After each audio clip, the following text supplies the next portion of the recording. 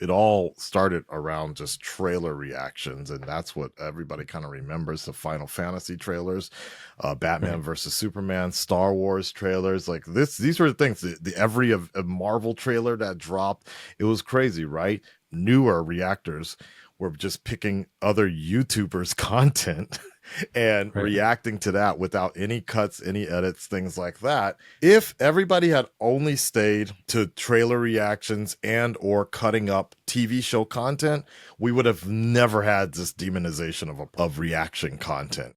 3,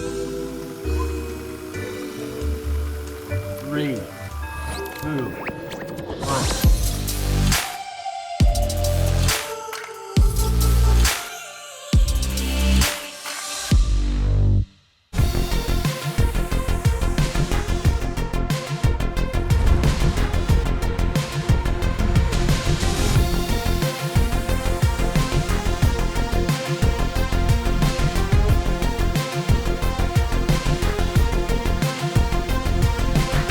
Hey everyone, welcome back to the Reactorverse Podcast, brought to you by Passion Fruit. And this is our season finale episode, which I'm very proud of for this first year of the Reactorverse Podcast.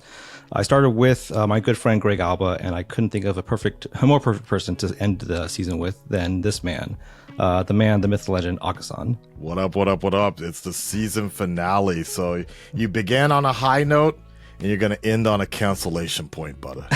There you go. Let's make them headlines. Let's say something controversial.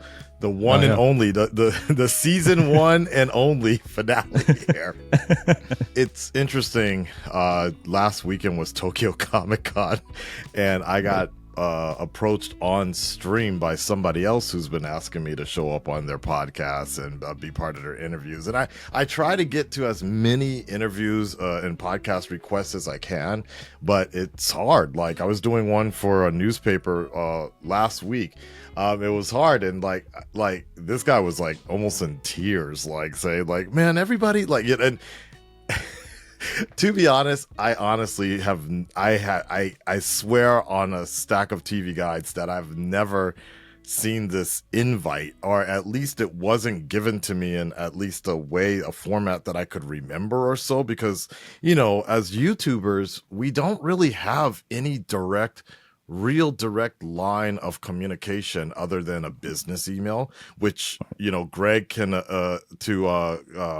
agree with this, which is like 90% spam usually. And even in that, it's like, look, some of them seem like legit invites, but they're worded just the same way the spam ones are. So it's like really hard to handle it, right? Then if we got X or Twitter, right? Then we have Instagram. So we're getting like all these different messages from different venues, and sometimes they just get blocked, sometimes mentally blocked. And so it was it was just kind of funny because he just approached, like, you know, Alex Sinclair, a very, very popular inker, was like telling me, yeah, man, this podcast is good. You should do it. You haven't done it yet. And I'm like, oops. So, but yes, here I am now. Let's do this. Yeah. Like you said, Greg is, I think, one of the early voices in the space along with you. I know someone cited you once to me as you guys were, you know, the Mount Rushmore of the reaction space, just getting it started and just kind of like launching into like what it is. That's literally the first time I've heard that before, the Mount Rushmore. I've heard the Four Horsemen, which was more of a wrestling term and everything, the Four Horsemen, which was kind of funny because of the whole apocalypse and then add apocalypse afterwards. But the Mount Rushmore of reactions, oh my God. Yeah. And when I started this, it was honestly truly inspired because before this, I've had a couple of our summits, which is where we have our colleagues in the space come and like kind of gather and talk about issues that were important to us. And you had mentioned a while back the idea of starting this sort of program, which is like a space to bring reactors together to talk and share ideas and stuff like that. And it's something I had been like really striving for the past like few years. And now, thanks to Passion Fruit, they gave me the resources and the means to like finally kick it off. And I've been really excited to have you on finally, just kind of share and bring that full circle. That's awesome. Well, I'm glad once again one of my ideas was taken by somebody else and made money without me knowing. You gotta come on. When I give these ideas, look, I mean, that's the thing about entrepreneurship or just being an inventor or innovator. It's like, your best ideas you keep to yourself, right? But those ideas that you really just want to make them happen, share that with the world. And if you, Eric, if you yourself can get out there and make that, create that, I can't do it. I mean, I could do it, but I don't want to do it. If you can make it happen, then I'm more than happy that somebody else was able to take up the reins, take up that idea, and make that happen. So, nah, man, props to you, man. Like, I might have inspired it, but you made it actually a physical manifestation. So, nah, props to you on that. Thank you. But I want to get into your time, your history with the channel and the space, all of it. So I'm going to go back way to the beginning, which is obviously one of the biggest defining characteristics of yourself is that you live in Japan. That's a huge part of your life and like your online presence. But before that, where are you from pre-Japan? What was your life growing up? Which is, I just find that funny though, because again, last week was Tokyo Comic Con, which is essentially like San Diego Comic-Con or New York Comic-Con, but just imagine on a little bit of a smaller scale. But the celebrities that are Benedict Cumberbatch was here, Tom Hiddleston, Pom Kali, Obi-Wan Kenobi, I mean Ewan McGregor, all of them were here. But the point I was gonna say was the fact that I'm always a little like weirded out because some people will come up to me and be like, oh my god, Akasan. It's either two things. It's either, oh, YouTube, yeah, I've seen you on YouTube, man, like that. Or they know me by Akasan, the Akasan name. But I was a little surprised because a lot of them are Japanese. And, when we were taking a picture, they were like, oh man, your Japanese is great. And I'm like, I live in Japan.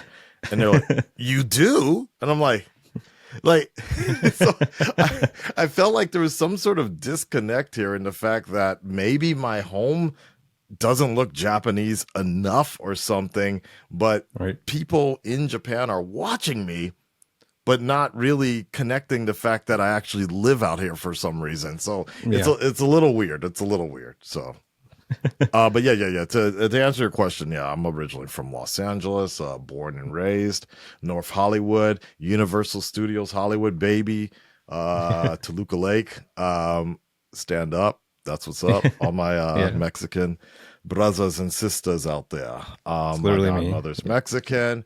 And I grew up in North Hollywood until I was about 20. Then I moved to Culver City, Santa Monica area over there by Columbia, now Sony Pictures. Over there where they filmed Superbad as well at the comic book store and Overland Comics. That's where basically I used to collect comics all the time after moving out of North Hollywood. Some of the most famous celebrities used to come into this comic book store. It was crazy. Like the guy, a lot of and especially a lot of voice actors for some reason. But one of the guys that played Martian Manhunter, he like walked into the studio and he walked into the comic book store because that's where they needed to basically get their like research material and everything. And he was like, I'm looking for some comics on Martian Manhunter. And the guy's like, okay, here you go. like it was really interesting. Really interesting. And then what was the process like deciding to move to Japan and that whole adjustment? Well, I was just trying to change my life a little bit, and I was just this was during the Bush administration, Bush Jr. administration, where the economy was at an all-time low. Things were just different, and I took some college already at that point, and then there was just an opportunity to study abroad, earn a bachelor's degree in Japan while still living in Japan. And so I jumped at that chance and I crossed over as an international student back in 2010 and such. And from that point on, about a year later, if I recall, there was the Great Tohoku earthquake, which most people just remember as the 3/11 earthquake, the Great 3/11 earthquake. Which changed a lot of things for me. And at that time, a little bit after that, I moved to a place called Fukuoka, which is southern west, southwest Japan. And it was there where I started studying how to become an English teacher and I was just kind of bored. And that's when I started uploading to YouTube, as I was part of a Batman Facebook group. Still am. It was called the official Dark Knight Rises community or something like that, or the official Dark Knight community. And we were all getting ready for the third Batman movie. And at that time, I decided I just wanted to upload my reactions to the group, but I didn't really have a video hosting place to do, because MySpace would ban all copyright. I'm sorry, not MySpace. Was it MySpace? Oh yeah, it was MySpace. MySpace banned all copyrighted material, so I couldn't upload anything like that. And I think Facebook also had the same situation. So I had this channel, this thing called YouTube, that I just left in America. Like, I uploaded like once during the video game live awards, Halo 3, something like that. And like, so literally like 5 to 7 years later, I come back to this inactive YouTube account, and I'm like, oh, you can upload videos here. That's fine. So I just would upload my reactions up there and share it to my Facebook group. And I didn't know anything about how that worked, but, the videos were public, so other people were seeing them. And, these random people would just be like, "Yeah, man, that was really good. Oh, man, can you do a reaction to this as well? Hey, can you do a reaction to Thor Dark World?" And I just thought it was like people from my group. I never expected that it'd be like open to on a bigger scale, like all these other people were really interested in it. And then, so I just started adding more and more on, and then people were asking me, "Yeah, man, this was really good, like I really like it, but you can show the video actually." I'm like, "Really? You can show it?" Okay. And they're like, "Did you know that there's other people that are doing this as well?" And I feel bad because I cannot remember this dude's name. But he was like the original Adik the One. He was like the original collaboration person, the person that would merge all the different reactions together. And that's when I first learned of this community. His name was like Sneaker Pimp or like Turtle Sneak or something like that. And he did the most beautiful collaboration videos that really, this is before Johnny Odell and things like this. He used to do like the best collaboration videos that made it all really seem like a true community. And that's where I've heard about Tyrone Magnus. That's where I heard about Gator Martin. I maybe even at that time, Greg was even, I don't even know if Greg was around that time, but included in those compilations. But like, most of those people are long gone and retired, are dead, unfortunately. But that's where I learned about the community situation. And then from that point on, I reached out to Tyrone Magnus, and we became friends. I think down the line, eventually Greg and I started talking, and then of course Gator Martin as well. So yeah. What did you call it? The Mount Rushmore. Yeah. It seems weird to say that, but yeah, at that time, that's what people were saying, the Four Horsemen, the Reactastic Four or something like that. Yeah. At that time, it was a very small little community. Then it was nice. It was it was exciting. It was an exciting time around that time. Yeah, and that led eventually to I think one of the first big events you guys did was Reactor Mania in 2015, yeah. And that was like the idea of like the assembling of these channels and stuff like that. Was that something, like, I guess, what was the formation of that? Was this something that you guys sort of like thought together? Or was it something that you kind of spearheaded? Yeah, it was like this would be like something to do. Obviously, you had the bigger trip to make. Yeah. Of course, it was something I came up with, but it was.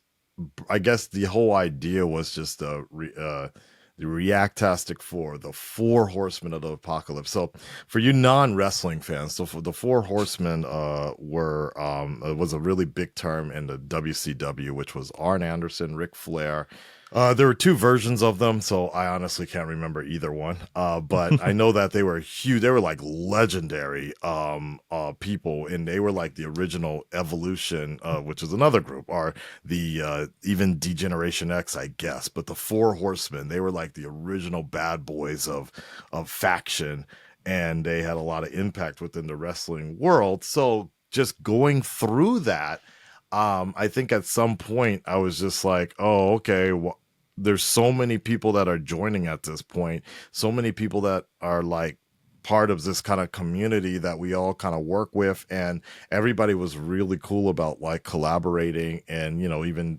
sharing reactions together.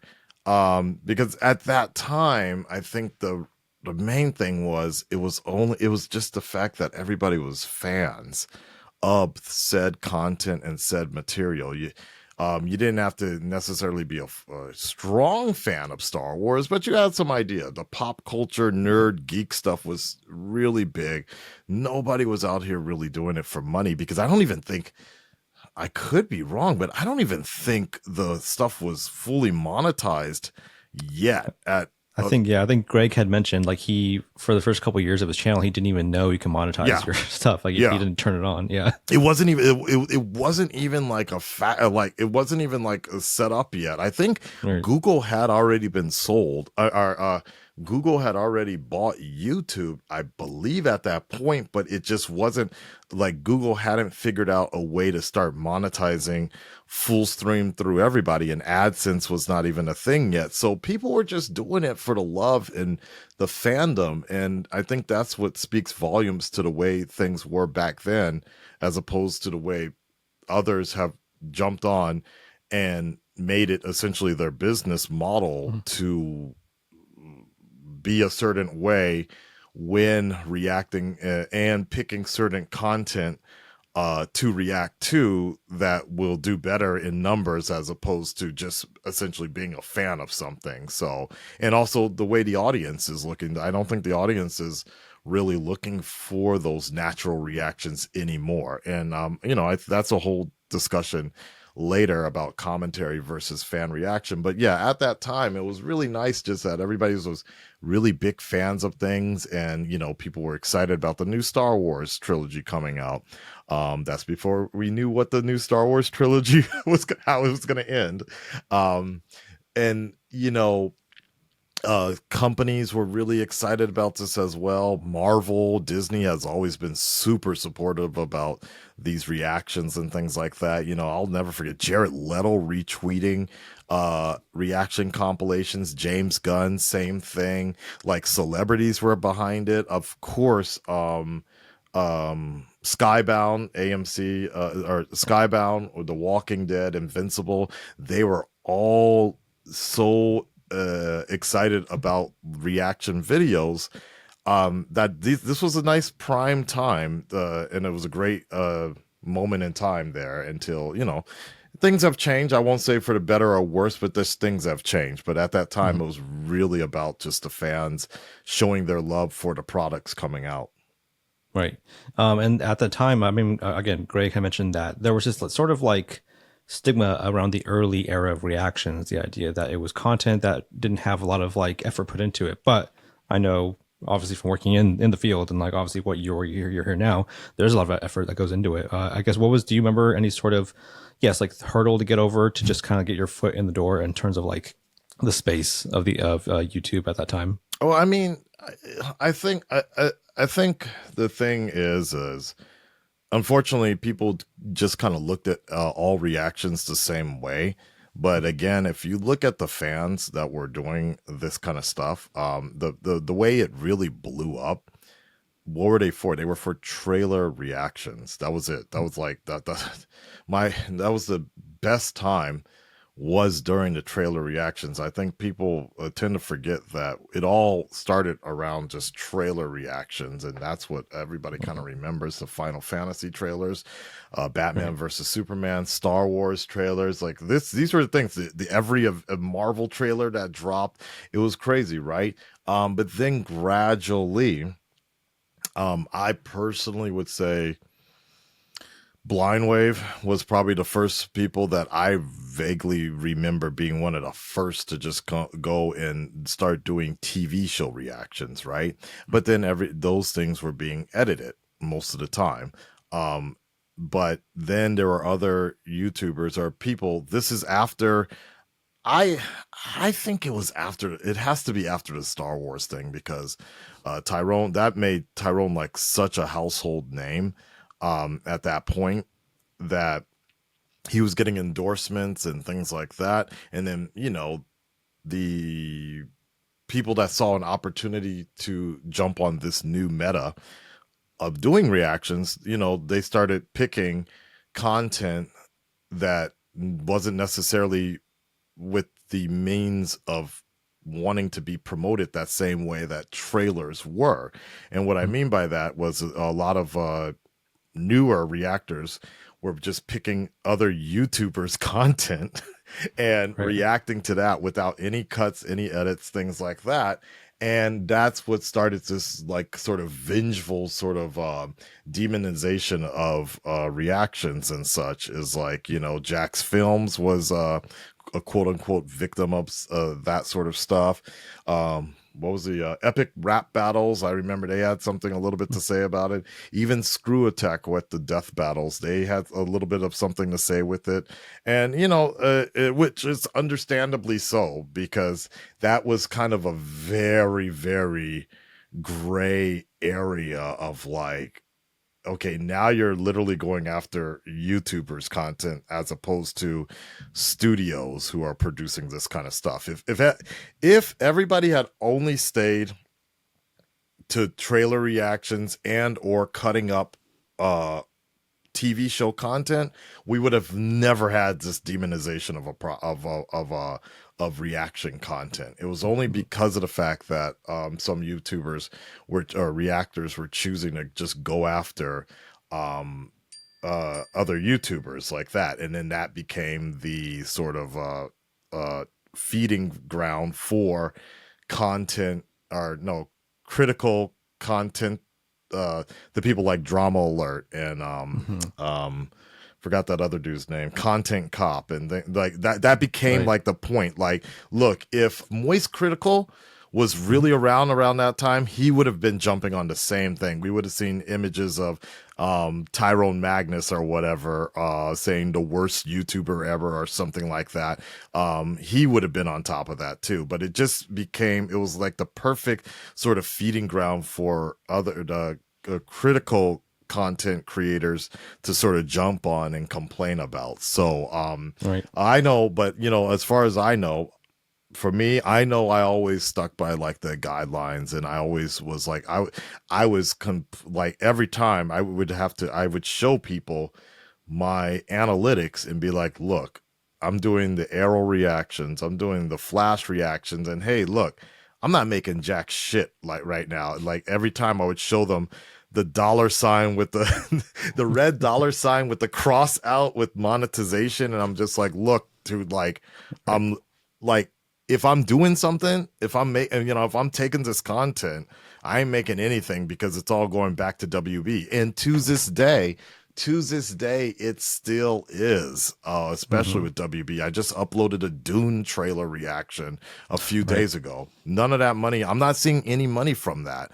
And after a while, that kind of got annoying too, to be in that same circle where people are demonizing. I'm up at that time. I was working an 8-hour shift. I would come home, watch something on Netflix or whatever, edit it for 3 hours, 4 hours, upload it, and then the first comment I get is finally, or on top of that, it'd be like, man, you really shouldn't just be stealing content from Netflix. I'm like, what the fuck are you talking about, dude? Literally, all this money just went to Netflix. Like, I just did, I put all this extra time into it.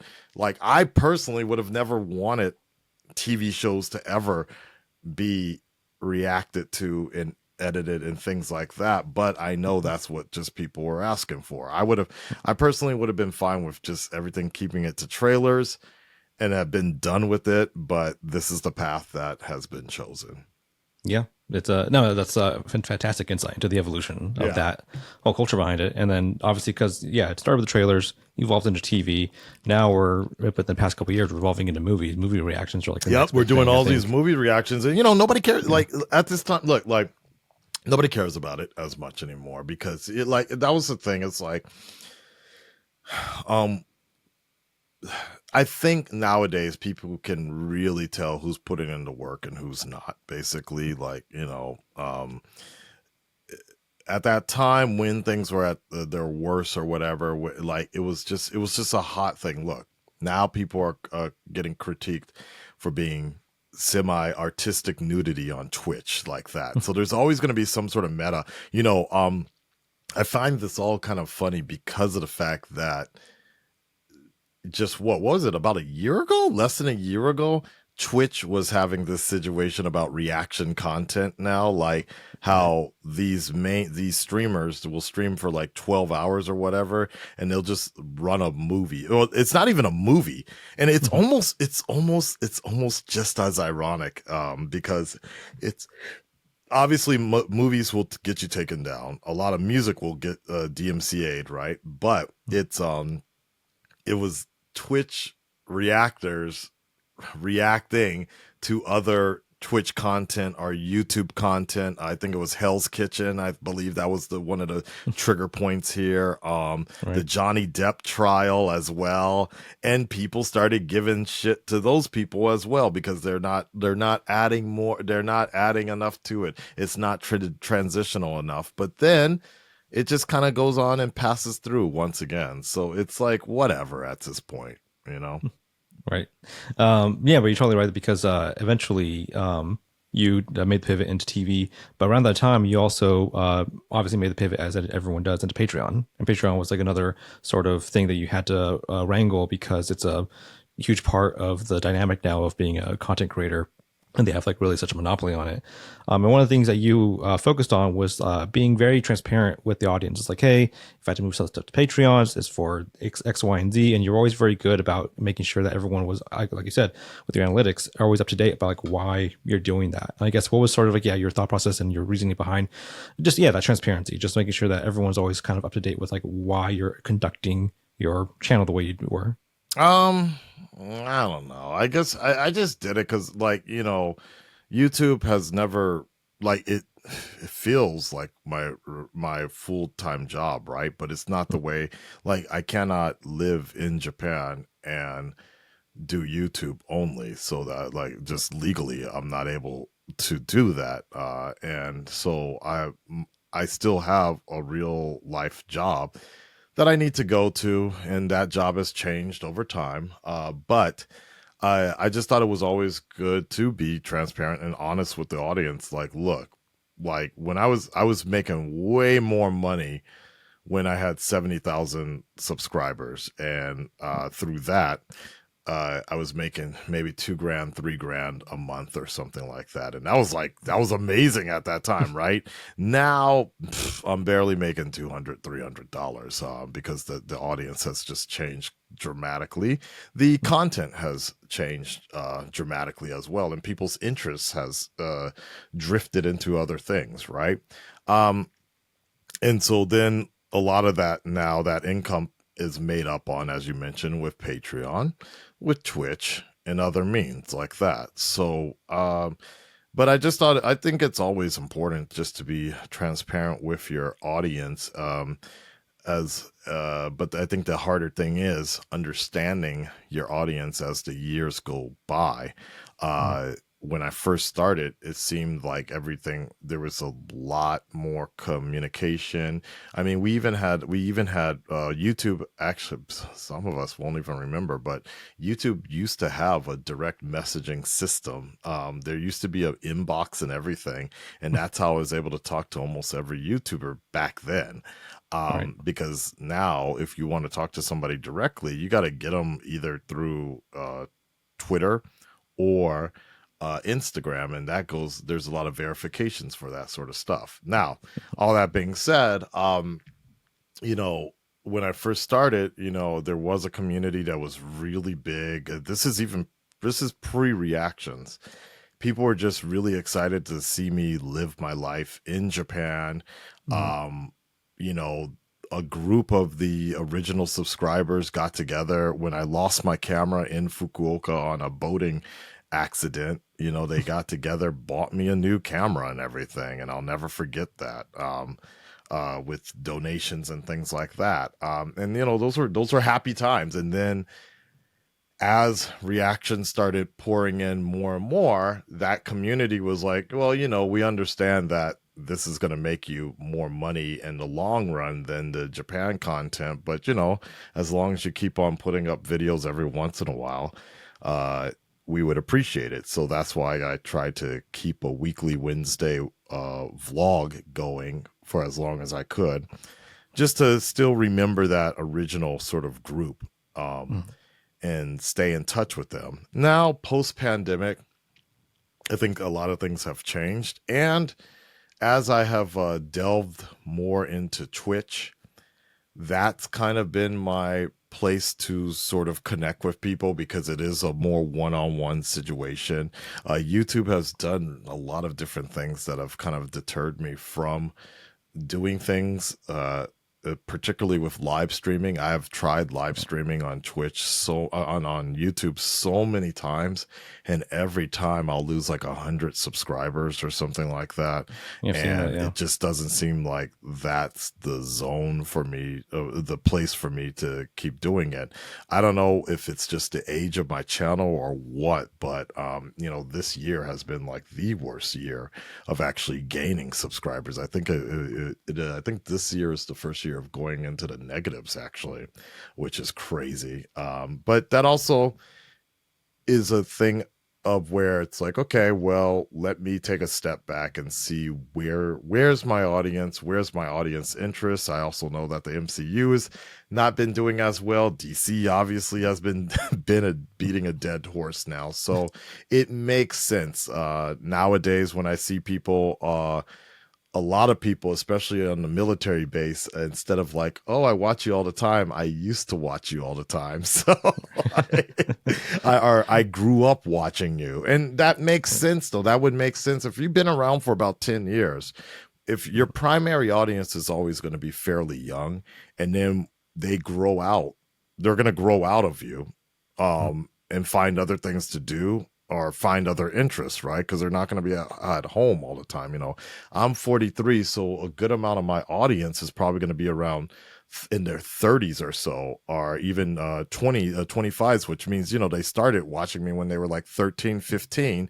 So it makes sense that they've moved on to college or whatever, and they're doing things that just they don't have time to watch YouTube as much anymore. So It makes sense. Yeah. The mention of Twitch. So yeah, that's again, like I've heard from Late to the Party mention the same thing where they tried live streaming during the pandemic and the same effect would happen. They would lose a bunch of subscribers for some reason. Algorithmically, I don't know if that's just like a drawback from it, but Twitch seems the way to go to connect with the audience. And I guess in the recent year and a half or so coming out of, you know, the heaviest part of the pandemic, has there been a shift for you in terms of like just your output of like your priorities of like going to Twitch, to YouTube and stuff like that, how you balance that work?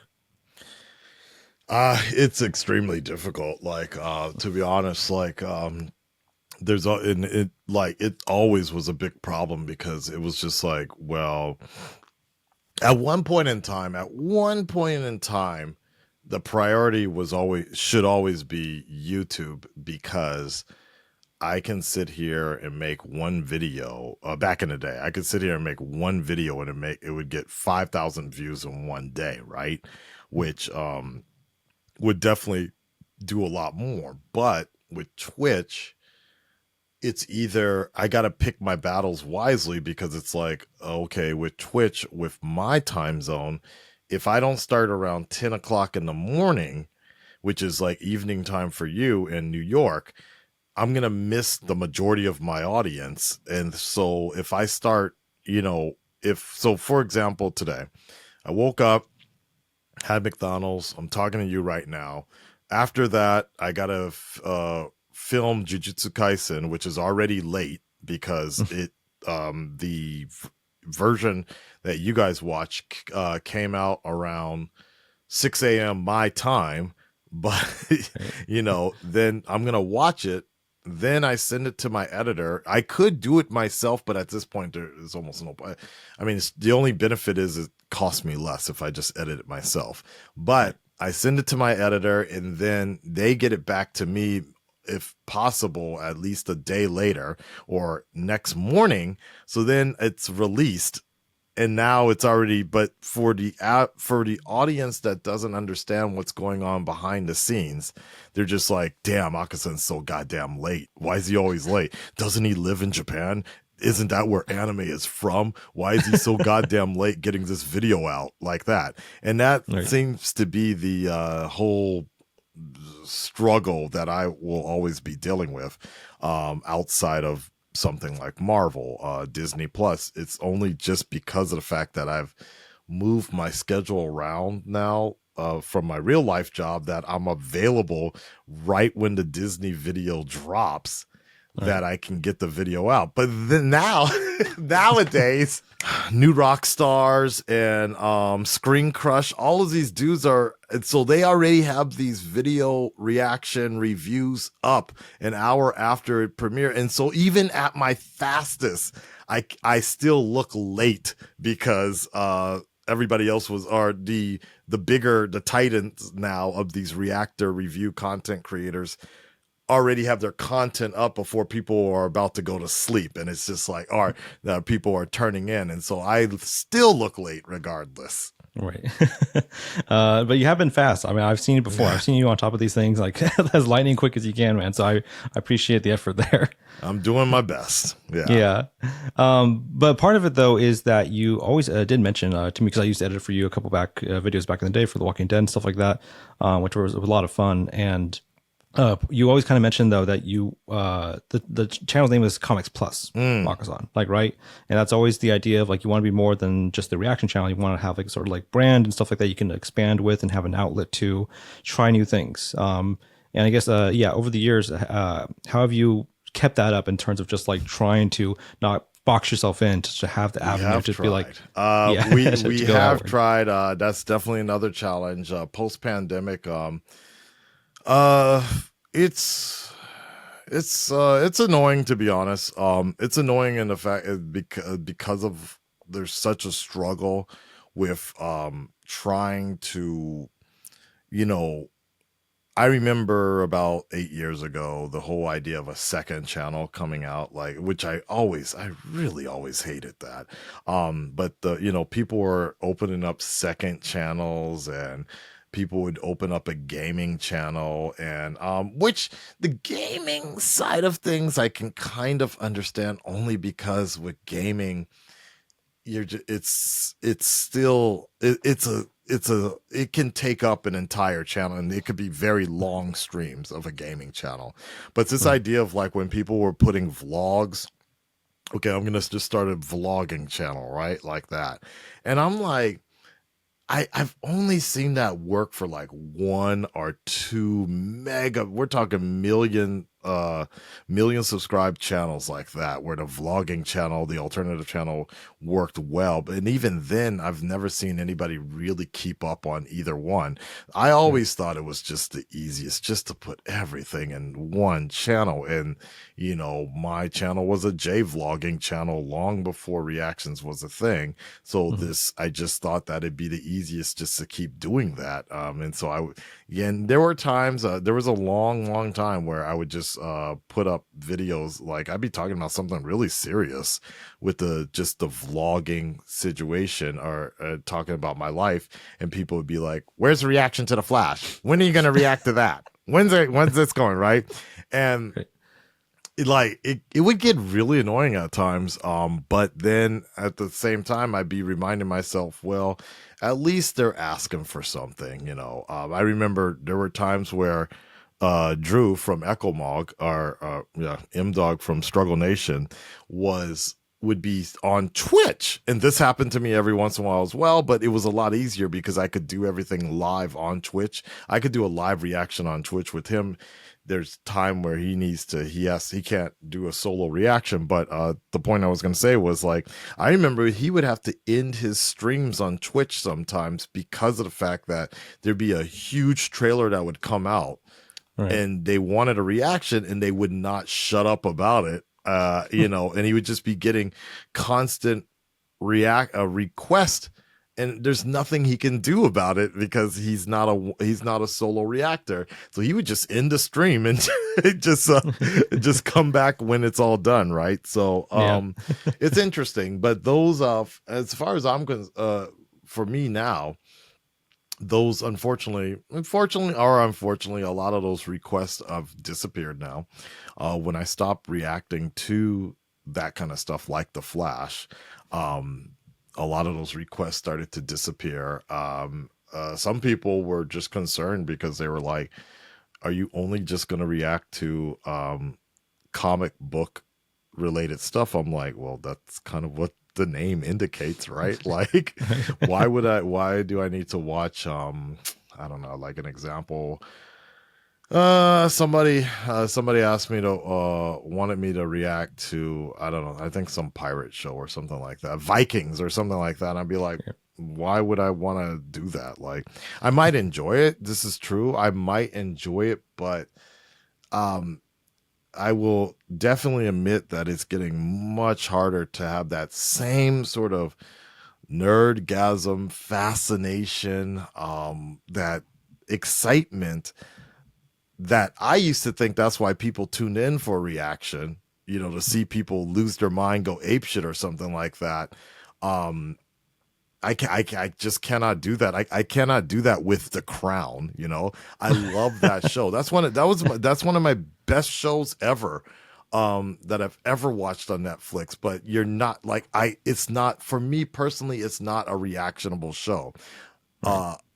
Props to the reactors out there that can, I would say solo reactors, because I think group reactions is a whole different thing. If I was the normies, if I was Blind Wave, if I were the Real Rejects, I could do the reaction to The Crown because you have someone to bounce off of. But if you're a solo person, I was just, like, there's not much I can really say. And then people will say, this guy's not he's not laughing, or he's not looking energetic. He must hate this show. He's just doing it because it's trendy. So it's a no-win situation for me, regardless, right. One Piece comes to mind. So, yeah. Again, bringing up the Flash and all that stuff. That's honestly one of my favorite, aspects of your online presence in the last several years. And the latter half of that series is just like your honesty about your positioning with that show and like kind of like the content and stuff like that. You being able to be truthful about like how you carried yourself through those reactions, because I don't think it's like anyone blames you, honestly, who was paying attention to the show at that time. Oh my God. Well, no, but some people do. Like, people were just like, no, when I announced that this would be my last reaction to the Flash, people were like, no, your channel's going to go down. You're destroying your career. I'm like, what are you talking? Like, what career? Like, literally every video I do on the Flash or Arrow gets blocked by Warner Brothers. Then I need to clean it up, then it's finally uploaded, and then it gets copyright claim regardless. Like, what kind of career do you think this really is? Like, you think I'm rolling in dough here doing these Flash reactions now, Oh my God. So yeah. The copyright stuff has obviously been like a ever-present issue. Of course, from the get-go. And I don't blame WB for it. They need all the money they can get right now. So what has been your experience with the copyright issue, the evolution of it, over the years? I think it still sucks. I think it, but I do believe it is a necessary evil. The problem I have with it is the fact that there's all these fake companies that are posing as legitimate companies and claiming stuff that really, like, Warner Brothers. So, for example, Warner Brothers is all my end all for be all. Like, I've gotten emails from HBO, and they're like, "Dude, we love your Game of Thrones reactions, but just trim it down, keep it under 10 minutes, and try to break it up as much as possible, and you'll be good with uploading the content." I'm like, "Cool, sounds good." Um, but then as the regimes have changed and HBO Discovery, all that, then I'll get a copyright claim from a bot regardless. Right. Months later, years later. But I'm like, at that point, I'm like, look, I'm whatever. You want to block this video, it's fine. It's like, I'm not going to retroactively go back and fight over this because the majority of my audience has seen the video, and that's enough at this point. Right. It sucks that for the new people that can't see it, like Invincible has come up just 2 days ago. Somebody was watching my reactions to season 1 of Invincible, and they're saying how half the season is taken down. I'm like, well, I guess it's just taken down because I cannot sit here and just, like, as you know, you'll get a claim for a certain part of a video, then through the YouTube through the YouTube editing style, you can try to take it out, and then that takes 3 to 4 hours to see if that passed the copyright check. The only alternative is to download the video, which means the bitrate looks a little shittier, then edit it and then upload again. But why am I going to be uploading videos that I've worked on 3 years ago? And that's just more work for me, just for a few views like that. So it's just like, it's just going to be like a moment in time at that. Like I think Blind Wave also had the right idea because they've mentioned this as well. They're just like, look, if you got a chance to see it in the first couple of months that it was out, that's that. But if we're having problems like years later for old videos 5 years ago, it's just you'll just have to trust us that it was a good reaction or something like that, Right. That's all we can really do. I believe the copyright system, it's a necessary evil. It's just that I wish there were other ways, particularly with anime. I don't know why I get targeted so hard for anime. Because you would think, hey, black guy that lives in Japan for about 13 years here, people in America would love to see something like that, especially my views on things, especially, for example, Jujutsu Kaisen, which is taking place in Shibuya right now, where I work. I'm pointing out all these different things, and just the traction is terrible on those videos for whatever reason.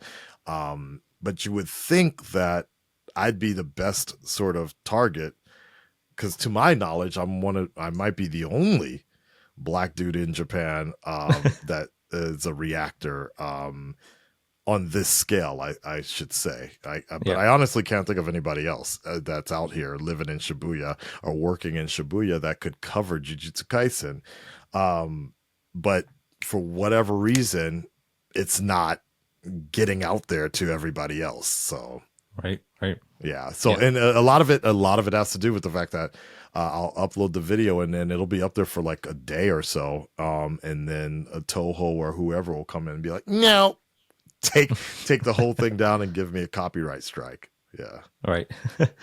Did you have, I guess, would you have any sort of insight or advice for anyone who's like sort of getting into the game, like that might be running into like any sort of similar issues? Don't do it.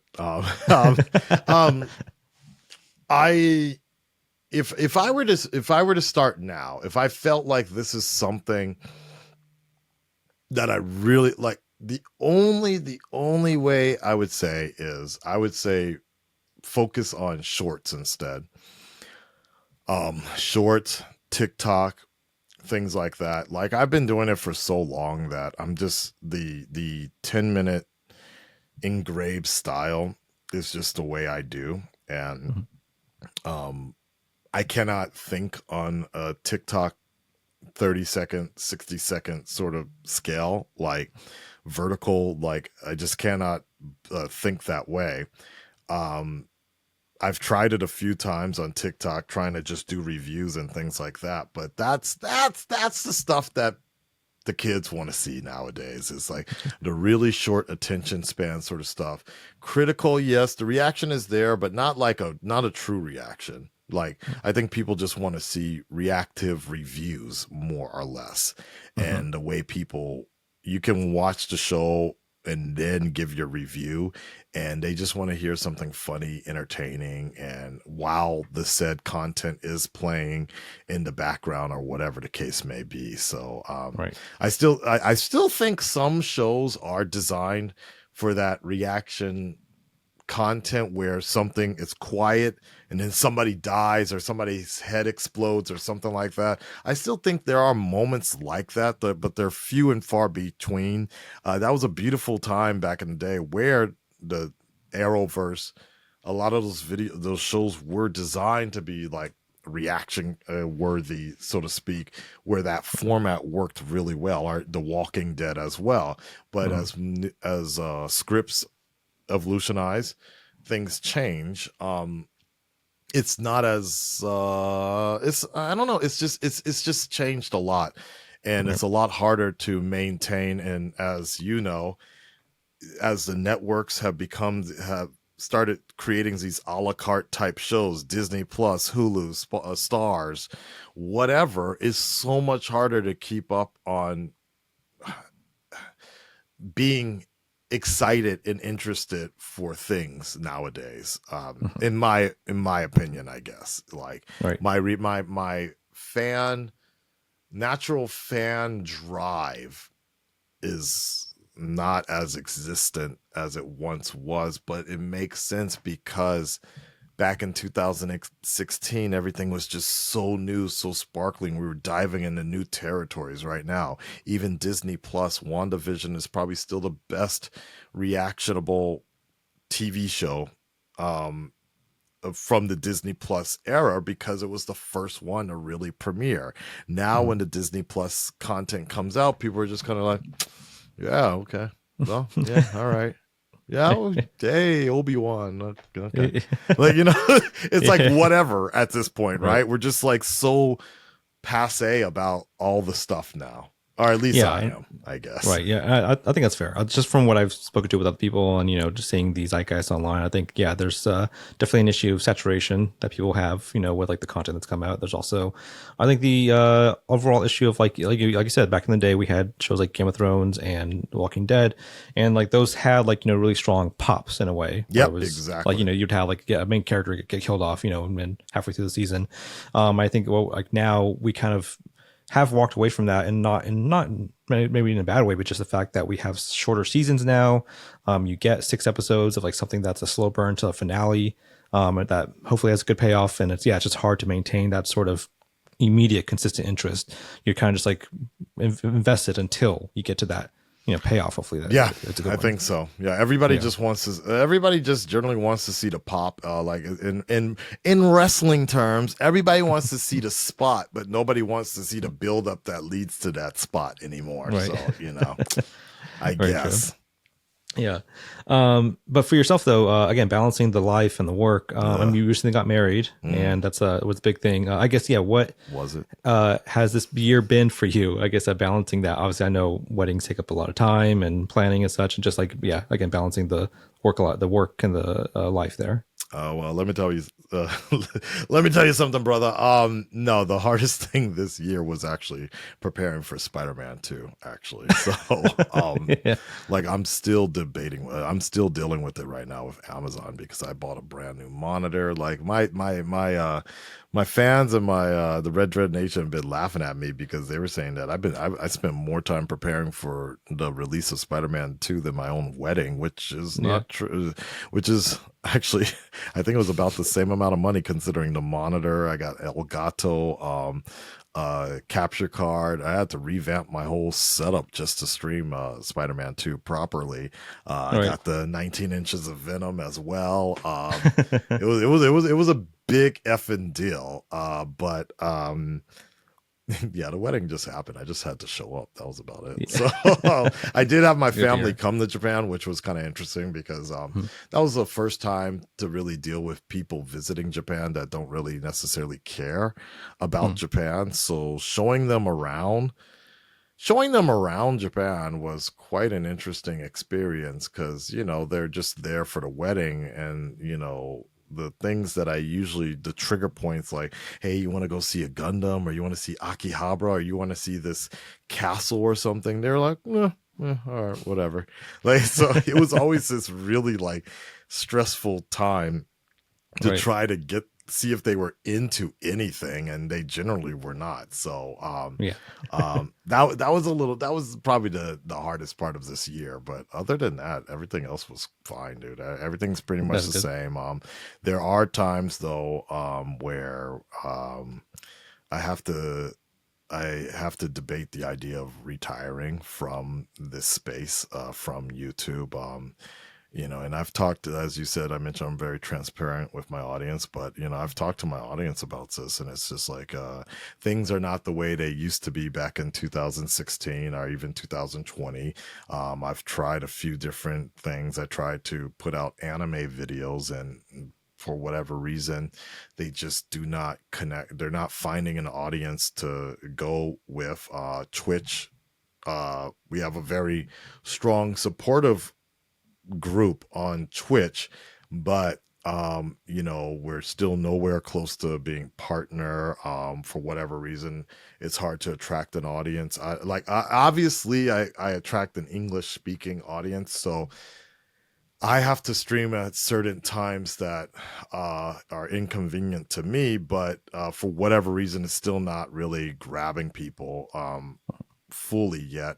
And, at this point in time, at the time when I first started doing the YouTube, there was a balance of real life work that could work, everything could work out. But post pandemic, that work is becoming more and more non existent just because the industry itself has been changing. So, that being said, I am in the process of looking for new work, real life work that hopefully will still allow me to continue to do this sort of stuff as well. But if push comes to shove and I have to actually get like a real career, then that indeed would be the end of for overall the end of YouTube and Twitch, which would be sad, but at the same time, I've had a good ride as well. But, if something with YouTube dramatically changes, that would be great. If I get partnered on Twitch, that would be great. I'd hate to, but now that, as you mentioned, I recently got married, so I am now a unit. I have Right. to take more.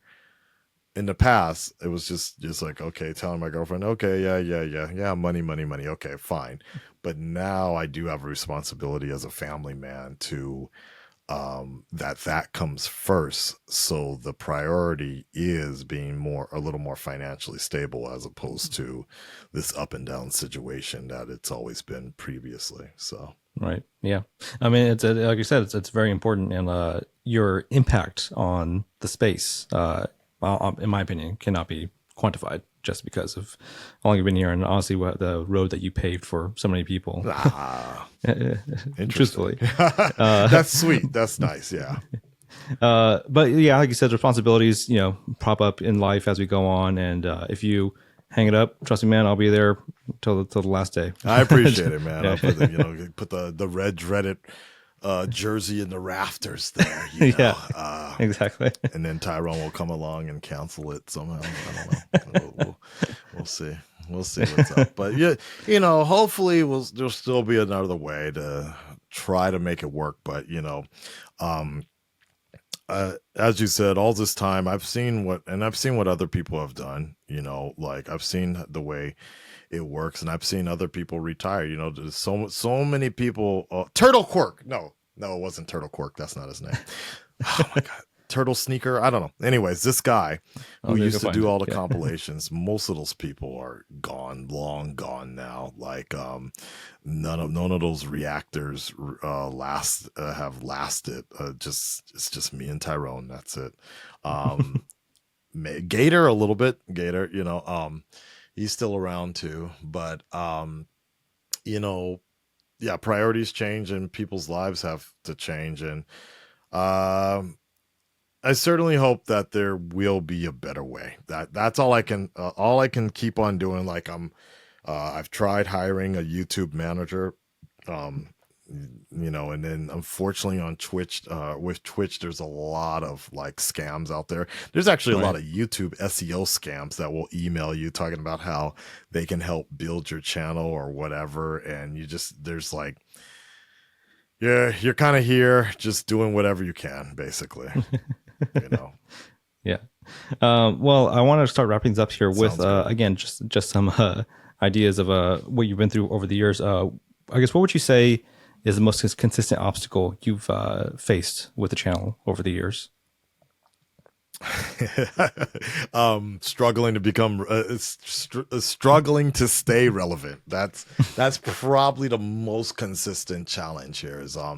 I guess it's always because you can, no matter how well you're doing, cause in retrospect, looking back, just even looking back at 2017, 2018, I do a random flash reaction, and it was like 80,000 views, right? 80,000 views at that time. That felt like nothing to me. That felt like I was like, this is nice. 80,000 people watch, but everybody else is getting 300,000 at that time, right? Now, I wish I could be getting 80,000 views of video like that.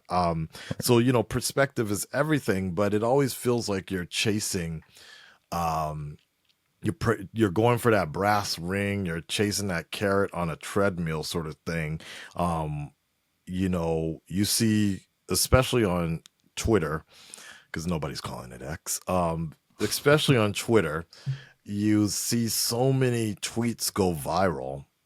And now there's money to make with those viral tweets. You're just like, man, I want to be like that. I want to keep doing that. On YouTube, I see X video doing really well, or another affiliate or an associate, their video doing well, and you're like, damn, I want to do that. I would love to make technology videos, um, but on my main channel, it just doesn't seem like that's working. I've interviewed a lot of people in the adult industry, a lot of celebrities in general, but particularly within the adult industry. I put together these really cool podcast things the last couple of years, and my main audience just isn't vibing with it, and Mm. it takes some time or struggle, like, to get out there to anybody else, even though for the longest time people were asking me to do a podcast and everything. And so the moment I put all of that together, nobody's watching it now. So it's kind of just like, oh man.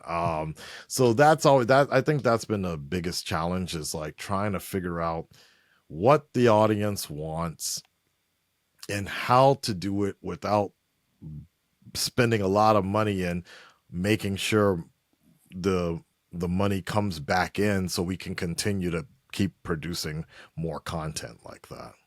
Right, right. And I guess how have you personally grown over your time with the channel? Um, Nothing phases me at this point, I guess. Like, I guess that's the main thing. Like, there was a time where what people said online would bother me a lot. It wouldn't necessarily depress me or anything like that. But I become desensitized to so much of that, that it never really gets to me. So when it happens live on Twitch, it's just kind of like whatever at this point.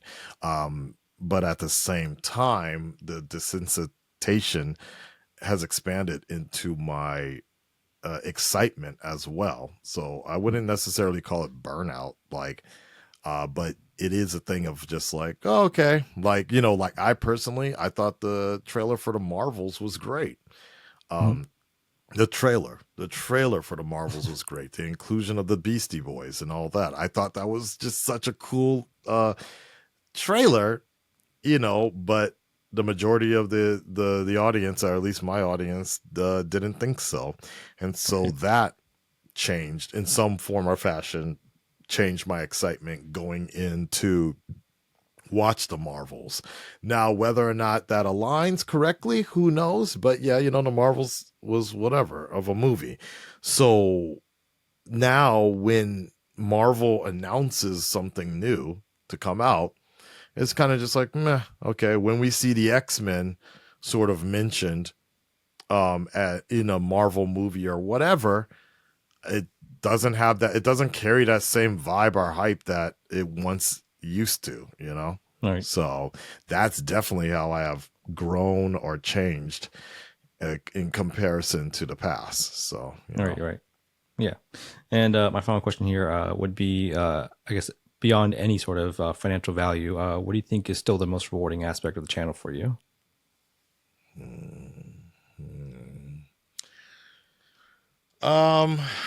Probably exactly what it always was from the beginning, was when you upload something as a fan, or when something really cool happens in a video, and you get that nerdgasm about it, and then you see other people in turn also reflect that same sort of energy.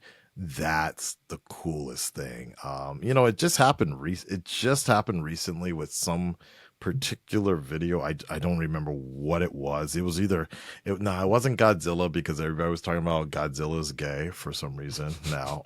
But it was something within the channel in the last couple weeks, and that I thought it was really cool. I thought it was like a really good work. The trailer was produced really well. Maybe Blade. Maybe it was Blade.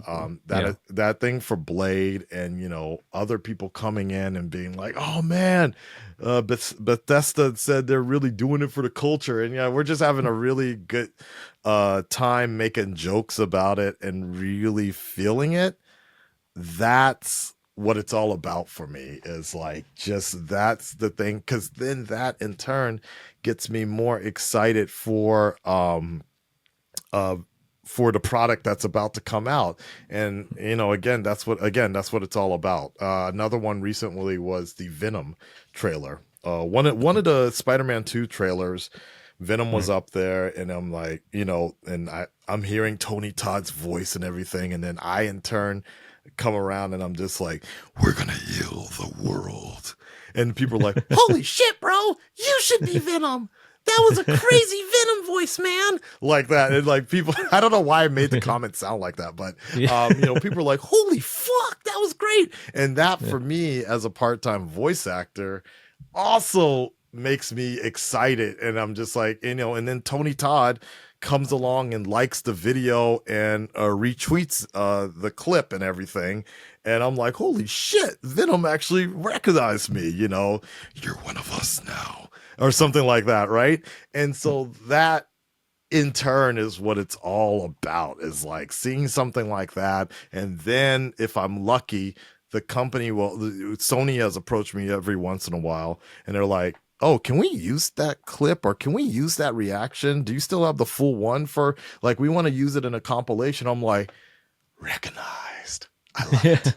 So that in turn is what it's all about, I guess, for me. And then every once in a while when celebrities will come up, like, I don't get this chance too often, but when I go back to LA or when I go to Comic-Con or whatever, and the celebrities like I can't even remember his name right now. Suicide Squad, David. He was in The Dark Knight as well. He also was in The Flash, played a magician. You know what I'm talking about, though, right? David Dastmalchian. There you go. Yeah. He looked at me. He was like, "Hey, I think I know you, bro." And he was like, "I was like, oh shit," like that, When the cyborg actor, I'm terrible at remembering people's names when I'm live. But Ray Fisher. You know what I'm talking about. Fisher, yeah. Ray Fisher. He was like, I watch your videos, and I'm like, oh shit. Like, he's like, I watch your videos, keep up the good work, man. I'm like, oh, thank you. Like that, Yeah. So getting notification like that is always an amazing thing as well. So yeah. That's what it's all that's about, fantastic, to man. answer your question. Yeah. Right. That's a great answer. Being relevant I'm gonna with celebrities. I'd like to wrap things up here with our final questionnaire, as Sure. we do for everyone. Just 10 questions down the line. First question is, what is your favorite TV show of all time? Damn, of all time, all time TV. I guess maybe show? something that just comes to mind right now. Just what's on your mind? I was gonna say The Crown. So TV show and now Netflix specials are very different because, like, for me, I thought Right. The Queen's Gambit was great. Like, I don't really feel like Netflix shows are technically TV shows because they're not written in a certain format and they're like almost like mini movies, like because each episode's like 1 hour. So I love The Queen's Gambit and I thought that was great. The Crown was great, but I feel like Netflix shows are exactly that, just Netflix shows. And it's hard to compare them to syndicated TV shows especially when that was a thing, like I could say The Flash, and then when you compare like The Flash season 1 versus the final season, it's like, what? Arrow, there were so many moments, Game of Thrones. Oh man, but if I were to say my favorite TV show, like I will just say the shows that I enjoy the most currently, because it's hard to say of all time, but what I've enjoyed currently was Invincible. I like Invincible. I think the voice acting is fantastic on this show and deserves a better animation budget. And that's not to take away from the animators that are working on it right now, but I do believe that the voice acting is the talent is so good in terms of voice acting that it's not carrying across on an animated level. And I wish Amazon would put more into it, because I think there needs to be more respect for animation in the West, and more budget and time put into it. But that is Invincible. House of the Dragon, I think, is still fantastic. Such a fantastic show. The lighting work could use a little bit of work, but that's a different thing. Like I've said it a few times, The Crown is just so fantastic. One of the best shows I've ever seen. And the way they make this kind of mockumentary season. I've never cared about the royal family or England in general, but this has been a great show to watch. So that's all I can really say. It's just what comes to mind right now. I'll take that. I think The Crown's a good answer. What would then? Hopefully, it's easier. What would be your favorite film? Oh, The Dark Knight, of course. Yeah. Yeah. Okay. Yeah, The Dark Knight. Like that's the Dark Knight. I don't think anything will ever come close to that point in time, the experience, everything. And that was before, this is for me, The Dark Knight was before YouTube. So this was a very special time when things were not sort of battered down by cynicism. And I definitely think The Dark Knight Rises sort of hurt from that as well, because of how big The Dark Knight was. The only direction The Dark Knight Rises could go was down. So it was really hard afterwards, Yeah. And then next question is, what stresses you out? I was gonna say this, but then it sounds like the interview. But no. The unknown, that stresses me out. Not having a plan, like the unknown, not having a plan. It used to be a thing of like I just make a video and it just catches heat and it gets really well, and then but nowadays what stresses me out is just the unknown of what's going to happen to this channel next year, what's going to happen to me next year. Am I going to have to change up my entire job? How can I maintain Twitch? Is it even worth being partnered with Twitch? Is Kick a better solution? Is Kick going to be around next year? It's just a lot of unknown variables right now in my life, and I want to be able to hold on to everything, and not have to let go of anything. But there's no sort of plan. There's no sort of guide as to what I should do to keep the YouTube channel strong, to keep Twitch strong. So that all those unknown variables, and I'm essentially, I mean, I know I live in Japan anyways, but I'm alone on an island in this battle because I'm the only person that knows what's going on, and there's nobody else to really talk to about it out here, particularly in this country. So it's Right. it gets kind of very stressful most of the day, every day. And the next question is then, what helps you relax? Not weed. Can't get that out here legally. What helps me relax? Ironically, somewhat the same stuff. Just producing content, being on Twitch, talking to the fans, help. Playing games where I am the boss to beautiful women. Yakuza 0, great game right now. Doing that. Going out drinking with my friends, not doing IRL though, because that IRL actually causes me a lot of anxiety. So I generally don't like to do it that often, unless it's a very specific situation and a lot of money is coming in. But otherwise, just going out, hanging out with industry friends and just talking about this kind of stuff tends to help a lot. Right. And what hobby or passion do you have outside of TV and film? I like art. I like dealing with art, and I used to draw and make cartoons and things like that. But I generally like to build mini 4WDs. They're like these basic slot car. Oh, is there on the ground here?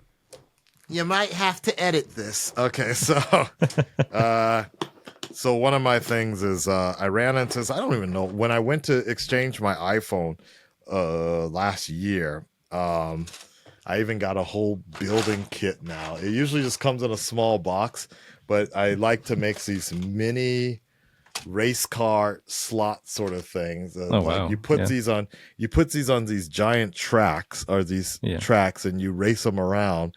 And this is just kind of cool. Like, this is my little hobby here that I like doing. It's called Mini 4WD.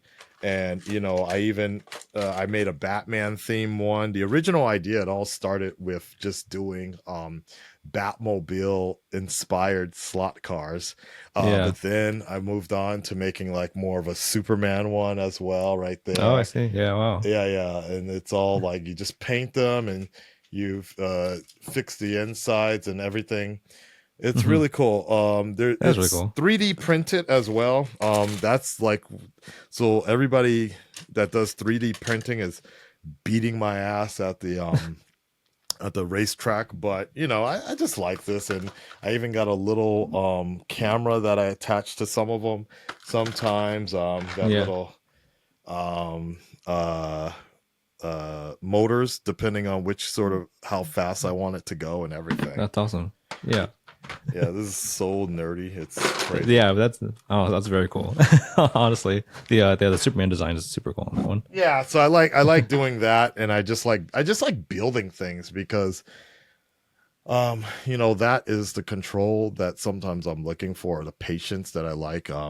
My father was the one who got me into all this sort of nerd stuff to begin with, and almost named me after a Star Wars character, R2D2 or C3PO. But he got me into all of this sort of stuff, and so he used to, when I was young, we used to sit up here and make like models and plastic PVC models and stuff.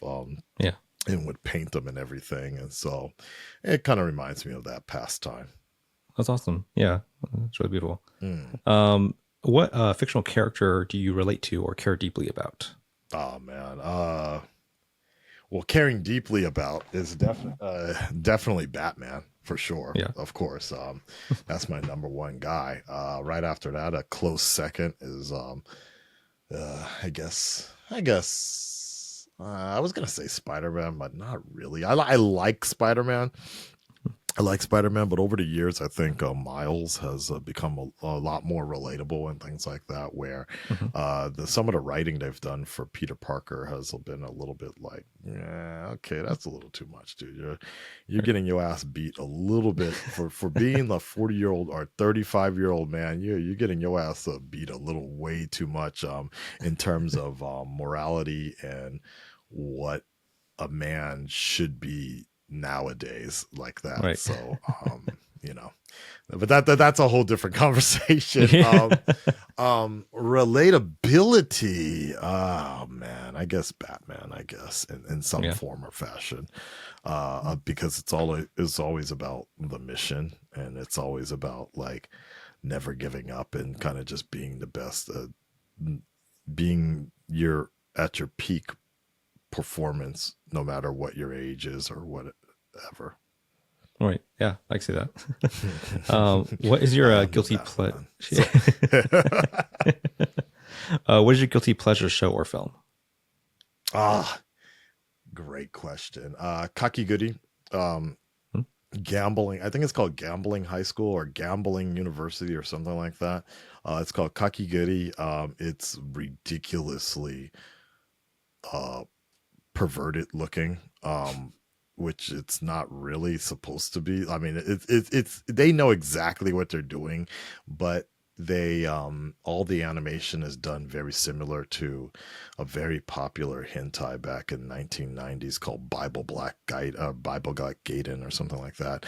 And that animation style is so superb to me. Like you can tell the animators are enjoying themselves because they're actually able to make beautiful artwork and animation, and it's just and even in Japan's, we talk about the whole woke industry in America and things like that, but I also feel like in Japan there's a lot of shortcuts being taken, and sexiness is not as a sexy anime is just not as predominant as it used to be in the 90s and early 2000s. And so Kakiguri to me is one of the best shows because of the fact that everybody in there looks so beautiful, and there's so much usage of crosshairs and hard lines and shiny glimmer, shiny the glam shininess look that is so absent in today's mainstream anime that I just love that show so much. Yeah Actually, the nostalgic art style. Oh yeah, exactly. Gotta love that, and I think there is another. Oh, and then also Singles Inferno. Singles Inferno is just this dumb reality show, but I watch it with my wife, and we enjoy it. We know it's probably fake. There ain't much more. Like, we know it's fake. We know the drama is hyped up for a particular reason, but it's just kind of a nice little show to watch and take a break from. Not everything needs to be so serious. Yeah. What show or film gave you your favorite reaction experience with the channel? See, a lot of my stuff has been trailer based, but when it comes to a show, or trailer. I'll take a trailer answer if there's one that stands out to you. Trailer, obviously, everybody knows it's the Civil War. The Civil War trailer where Spider-Man first shows up, because like that's something I can never take back. I can never do again. And that's something else that has been missing a lot from these trailers nowadays, is like there's no hype anymore that same way. That was a first time appearance, the first time thing that you'll like. I cannot reproduce that ever again. That was like the craziest nerdgasm ever. Yeah, it's gotta be. I feel like it's either that or I'm sure there's a bunch of Batman stuff out there as well. I'm sure there's a few Batman episodes that I've watched that I've teared up a bit. My Hero Academia season 3, that was a big one as well. I don't know exactly what episode it was, but it was after the pinnacle battle between All Might and All for One. The episodes afterwards, when All Might is doing an apology tour to all the students, and I guess me also being a teacher, I felt that. And he's on his hands and knees crying, and you're seeing flashbacks of young Midoriya with his young, much skinnier mom at the time, and like just talking about it now makes me tear up. But that was just like definitely one of the rarest times an anime has made me feel that emotional. Like that was rough. Like still thinking about it today. It was really good. Yeah, that's a good one. That's a great time. And what show or film do you wish you could erase from your memory and react to for the first time on camera? Well, in terms of just erasing from my memory, Batman versus Superman, but not. I wouldn't want to watch it again. It's hard to say because I would say The Dark Knight, but the problem is you cannot watch The Dark Knight now with the same context. It was at that moment in time that was a huge situation, so it was just a perfect storm situation.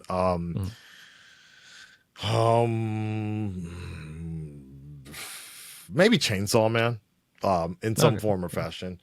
Chainsaw, like a lot of shows, especially Chainsaw Man or Jujutsu Kaisen, I feel like it would have been better if I could have. Obviously, it doesn't work this way, but if there was some way, so if there was some form or fashion that I could watch these shows and react to them as a bulk situation compared to weekly, the show would be better for me. Because I feel like Chainsaw Man's pacing hurts weekly, and it was kind of just all over the place. Like the story was not really delved, and Jujutsu Kaisen also suffers from this as well, is that if you've read the manga, you kind of know what's about to happen, so it all makes sense. But if you're just kind of watching it like without researching or just kind of like passively watching it, you're like, wait, what? Soul does what to who? What? Huh? Like, oh, okay, whatever. They just kind of fight like that. Watching it as a bulk tends to make a lot more sense sometimes. Like there was even like a few episodes ago with some main dude was about to die in Jujutsu Kaisen, and then he starts seeing visions of somebody else, and I'm just like, who the fuck is that? like who is this guy? I was like, and I had this assumption that he was connected to somebody else that I saw in a previous episode, which was true, but there was no sort of connecting point that the character who was envisioning him, except for like 2 seconds in like months ago that they were on screen together. I'm like, wait, what? They knew each other? So it's little things like that I'm like, okay, if I could have watched it all as a bulk, maybe it would have had a bigger impact on me.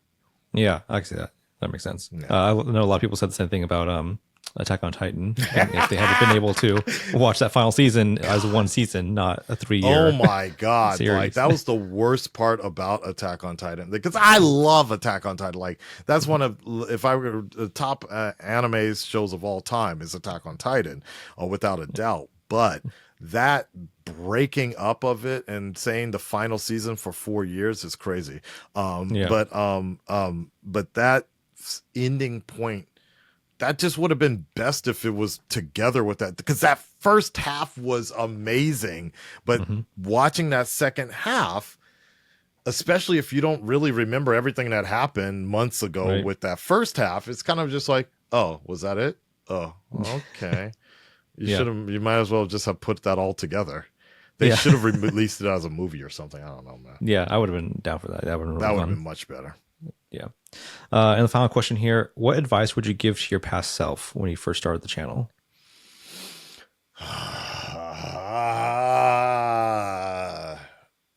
Either don't do it. That's a hard one. That's a real hard one, because I like, if I'm really that serious about it, if I really want to do this, like I have a good life now, but if I really want to push this YouTube thing all the way, pack up my bags, leave Japan, move back to LA, and assemble a team of like-minded individuals to share the channel with. because even back then I could see it that solo reacting is not going to last as long as a group reaction. The audience loves that shared space of being in a group. And that's one of my biggest disadvantages, is as much as I try to share the channel with other people, it's going to be very rare, especially after a pandemic now.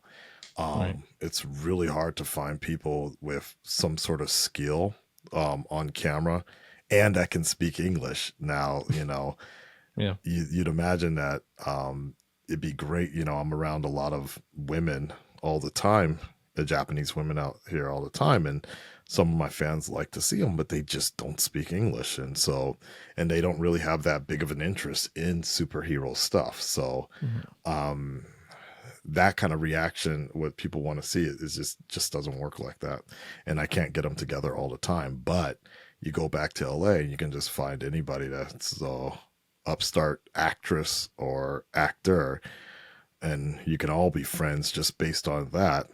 And that would blow up the channel a lot more. Still, there's always a risk involved with that as well, but definitely that would have been the better move if I wanted to invest in YouTube a lot more. So that's all, I guess. Yeah, that is that's a fantastic. But but that being said, I don't. Even if I did give my younger self that advice, I probably wouldn't have taken it, because I wouldn't have given up on Japan just for YouTube. So yeah, I think a wise decision as well, though, because I think your lifestyle in Japan is such, like I said, a defining feature of yourself, and honestly something I really respect about your insight. Coming from everything that you can provide for us in the space. Appreciate it. Yeah. Akasan, thank you so much for joining us today, man. Your legacy lives on. I appreciate just everything you've done for the space and for me personally. Just help me out through the years, just get me involved in the space as well. Nah, man, you did it all yourself. No problem. I'm just a guiding light to shimmer out into the cosmos one day. Thank you for joining us on this episode. If you're watching this on YouTube, please like, subscribe, all that good stuff. If you see this on the Passion Fruit newsletter, please share that as well. We appreciate all the new followers there, and we'll catch you on the next episode. Peace, y'all.